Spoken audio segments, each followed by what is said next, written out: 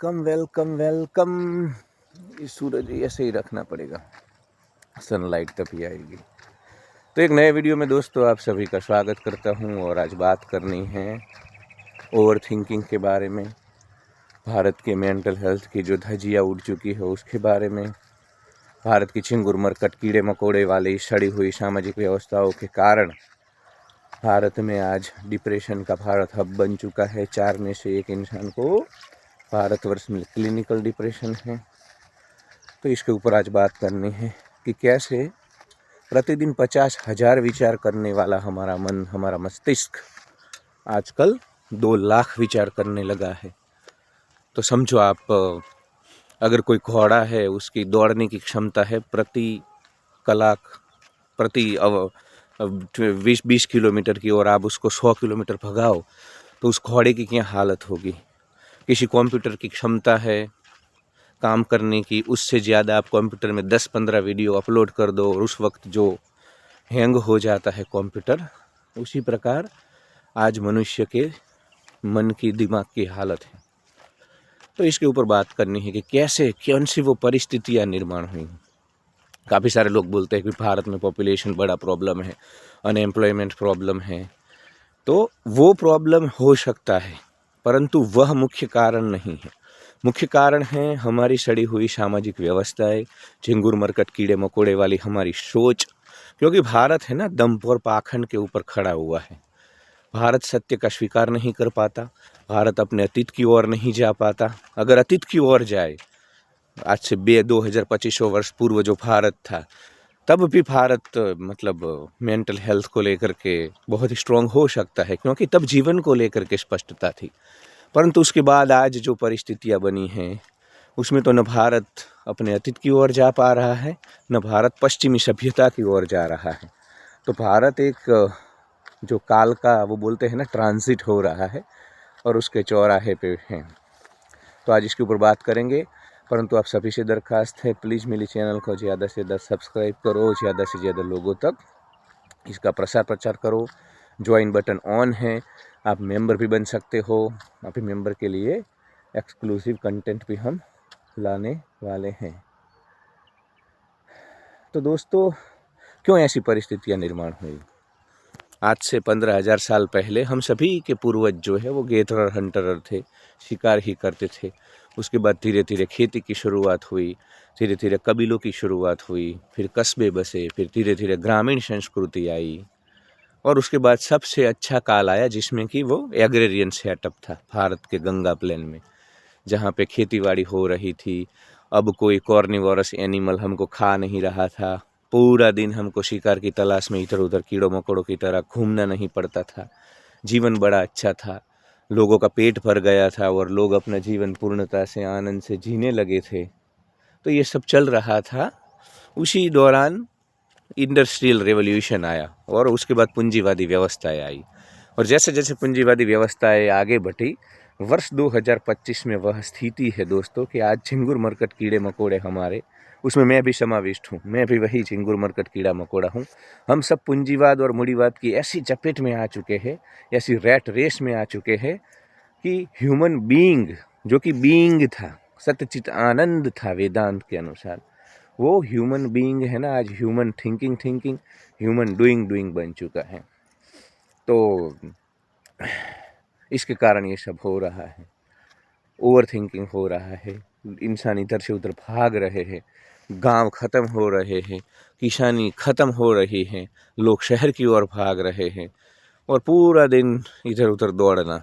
आज से यार 50, ज़्यादा नहीं, 20 साल पहले, मैं अभी 40 का हूँ, तो 20 साल पहले ये भारत के जो झिंगुर मरकट कीड़े मकोड़े हैं वो इतना नहीं दौड़ते थे। बहुत शांति और सुकून था यहाँ पे, मतलब जीवन शांत था, शांति से सब कुछ करते थे। परंतु धीरे धीरे आज कहीं सुकून नहीं है। किसी को भी आप देखना, सब आपको एंजाइटी में दिखेंगे। आप शहर में हो, आप ट्रैफिक सिग्नल के ऊपर देखो कि लोग मतलब वेट भी नहीं कर पाते हैं वो ट्रैफिक सिग्नल खुलने का। इतना एग्रेशन और एंजाइटी भीतर बनी हुई है कि वो मतलब जो ट्रैफिक का सिग्नल खुलता भी नहीं उसके पहले भागने लगते हैं, ट्रेनों में, हर जगह। तो यार कहीं ना कहीं ये जो मटेरियलिस्टिक चीज़ें, मटेरियलिस्टिक व्यवस्थाएं जिस तरह बढ़ रही हैं और इसका अब हम उससे नहीं भाग सकते हैं, तो उसके कारण कहीं ना कहीं हमारा मन जो है वो ज़्यादा विचार करने लगा।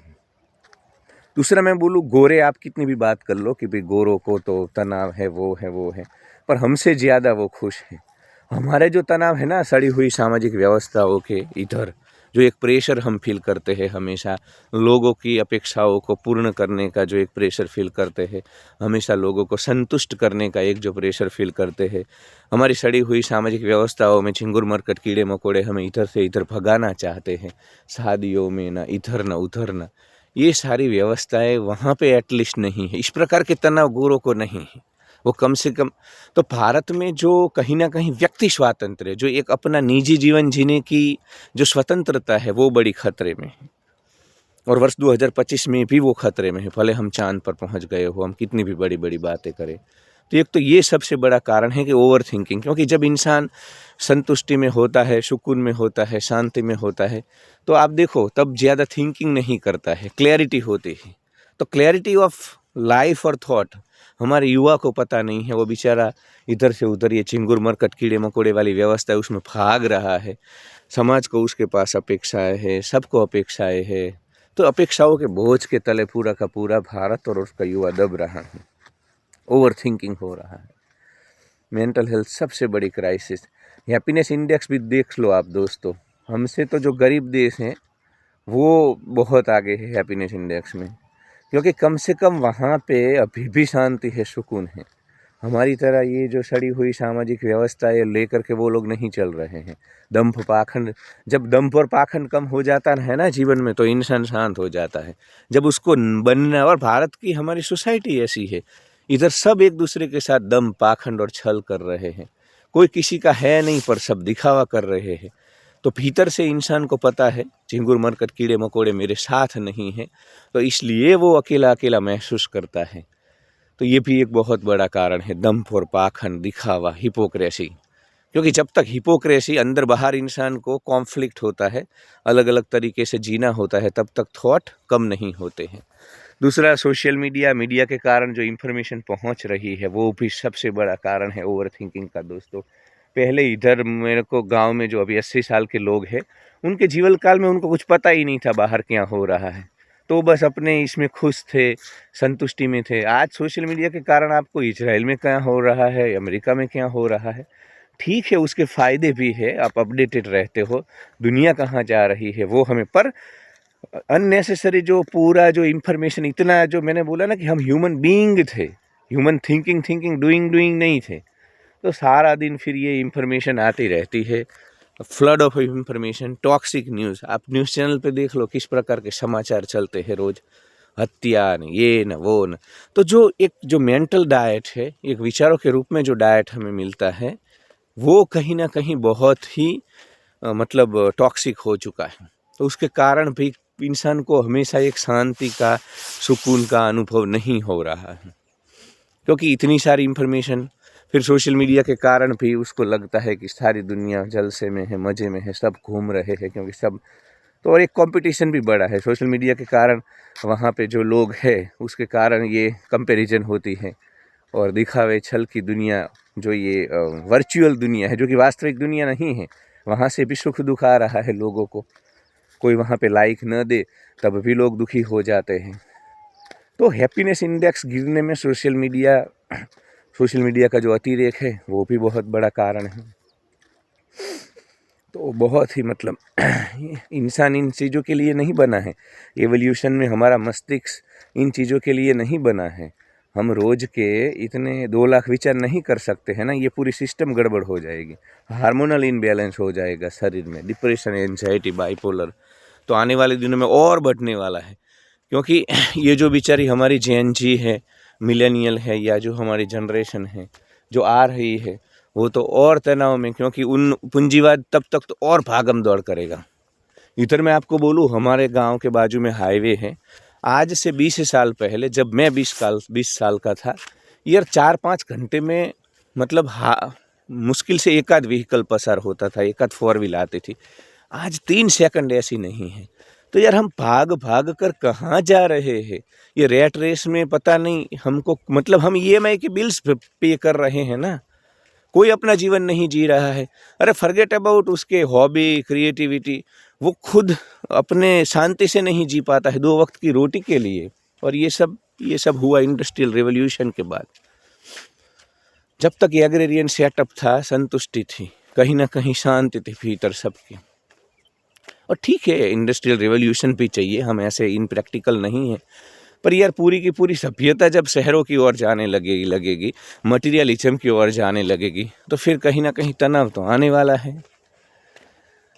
तो आने वाले, और भारत में इतने झिंगुर मरकट कीड़े मकोड़े हमारे हैं 150 करोड़, और मेंटल हेल्थ प्रोफेशनल, ये जो साइकोलॉजिस्ट है वो अभी भी 7,000 है। देखो, 150 करोड़ का देश और 7,000 ही साइकोलॉजिस्ट है तुम्हारे पास, मनोचिकित्सक।